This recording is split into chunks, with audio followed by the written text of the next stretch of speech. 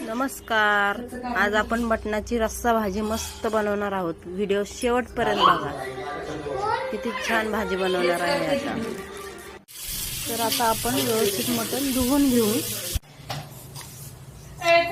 मसाल्याला कांदा चिरते ना आता. मसाला करू याचा आता आपण.